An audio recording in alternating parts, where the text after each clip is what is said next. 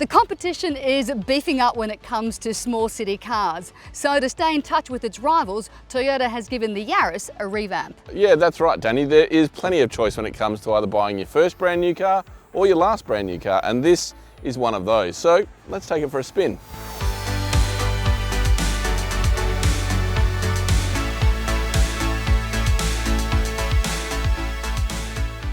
So Amac, as you know, I'm a bit of a sports nut. So I was really pleased to see the Yaris make a return to the World Rally Championships after almost 20 years. But let's cut to the chase.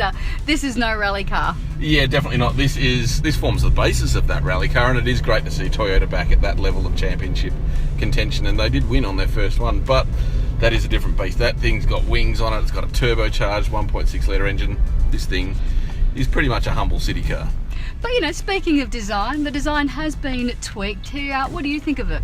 Yeah, it's interesting. Toyota's doing this really bold sort of design work at the moment. We've seen it on cars like the CHR, and now they've amplified, the look and feel of the little Yaris. I'm not sure if it's pretty, but it's certainly new. Look, I actually like the newer look. There's some tweaks inside too. I'm not completely convinced. It looks neat, but it ain't pretty.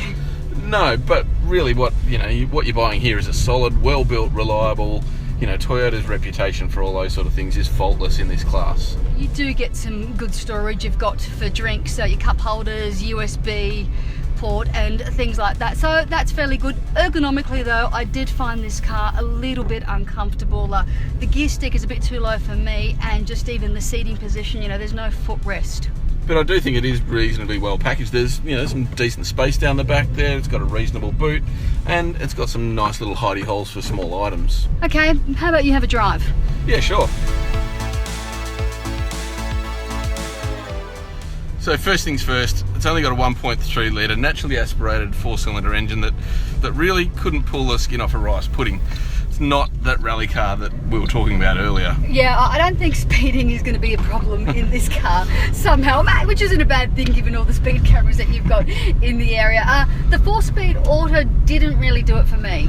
No, it is really antiquated in this class. It's chunky, it's clunky, it's also got really tall gears, so it's revving quite high on freeway speeds, and it doesn't really lend itself to good fuel economy either. Yeah, considering that you see some bigger cars like the Mercedes and much bigger engines, and they have pretty much the same figures. Yeah, it's amazing that these small city cars aren't really keeping up with modern technology, but again, all of that stuff comes at a price.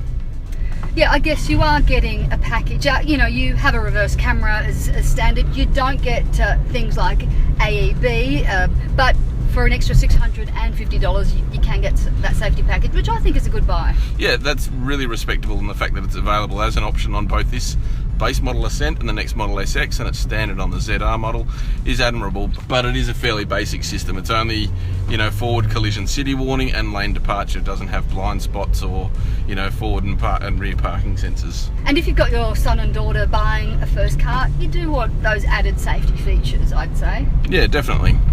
But overall, I think if I were to sum this car up, cheap and cheerful, but the Mazda 2 still sets the bar for me. Yeah, I think this class has got a lot of contenders, and you are buying a car at a bargain basement price, so you shouldn't expect a hell of a lot. But what you're buying here is the trust of the Toyota brand. It's going to provide you fuss-free, affordable motoring for a hell of a long time.